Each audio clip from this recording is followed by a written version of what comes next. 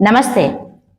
స్టాలిన్ నగర్, వాణి నగర్, మత్త, కుంట, MA Nagar, JP Nagar ఈ ఏరియాలో 2 సంవత్సరాల కిందట మియాపూర్ డివిజన్ వస్తుంది. ఇది 2 సంవత్సరాల కిందట ఇక్కడ భూ కబ్జాదారి సంగీత అది నేనే. కానీ భూ కబ్జా చేసింది నేను కాదు.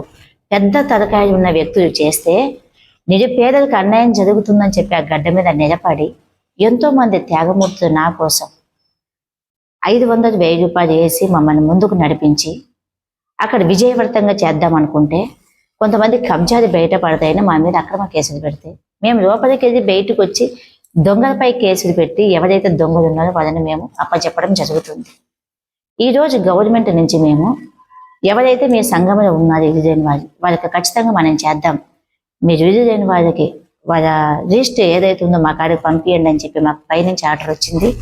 ఇదిగో ఏదైతే మేము అప్లికేషన్ ఫామ్ చూపిస్తున్నామో ఈ అప్లికేషన్ ఫామ్ మీరు కూడా చెక్ చేసుకోవచ్చు. ఈ అప్లికేషన్ ఫామ్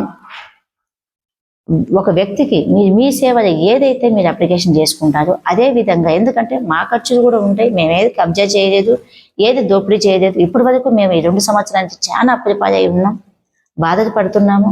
కానీ ఇది కాదు సమస్య. అయినా ప్రజలకి చేయాలని ముందుకు వచ్చి ఒక మీ సేవ ఛార్జే మీ కాని చేస్తూ మేము దీనిని ముందుకు నడిపేయడం జరుగుతుంది. ఇదంతా ఒక ఎత్తు అయితే ఇదే ఏరియా నుంచి ఒక 5 మంది లేడీస్, నేను మళ్ళీ చెప్తున్నా, నేను మొన్నటిదానికి 2 అనుకున్నా, ఇదే ఏరియా నుంచి 5 మంది లేడీస్ జేపీ నగర్ నుంచి మత్త వరకు, కుంట వరకు, ఎంఏ నగర్ వరకు, వాణి నగర్ వరకు ఈ లేడీస్ కొంతమంది ఆస్తులు కబ్జా చేసుకున్నారు, పెద్ద తరకాలను ఉంచుకున్నారంట. వీరే ఒప్పుకున్నారు, మరి వీళ్ళనేం చేయలేరా? ఒకసారి అర్థం చేసుకోండి.